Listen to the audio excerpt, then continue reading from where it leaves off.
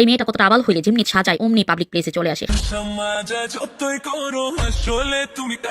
আখির ব্রাইডাল শুটের এই কালো পা ভাইরাল হওয়ার পর থেকেই তিশা লাভ বাইট দেখিয়ে বেড়াচ্ছে সবাই। ক্যামেরার সামনে আসলেই তার ঘাটটা যেন উঁচু হয়ে যাচ্ছে লাভ বাইট দেখানোর জন্য। হ্যাঁ ভিউয়ার্স, আখি মেয়েটা রাগ করে যখন আহাদের সংসার থেকে চলে এসেছিল তখন থেকেই তার বাবার বাসায়, আর সে সময় তার প্রাক্তন হাজব্যান্ড আহাদ তার গায়ে রং নিয়ে অনেক কথাই বলেছে। এমনকি তার প্রাইভেট পার্ট কালো এবং তার গায়ে অনেক বেশি লোম, এগুলো নিয়েও হাসাহাসি করেছিল ক্যামেরার সামনে। আহাদ আর আখি এর পরেই সিদ্ধান্ত নিয়েছিল যে সে আর কখনোই আহাদের সংসারে ফিরবে না, কারণ আহাদ কখনোই তাকে সম্মান করেনি। তবে সম্প্রতি ঘটেছে আরেক ঘটনা। সম্প্রতি একটি ভিডিওতে দেখা গিয়েছে আখির মুখটা অনেক বেশি মেকআপ দিয়ে সাজানো হয়েছে, কিন্তু তার হাত এবং পা অনেক বেশি কালো, বিশেষ করে তার পা গুলো অনেক বেশি কালো দেখাচ্ছে সেখানে, এবং দেখতেও অনেক বেশি বিশ্রী লাগছিল।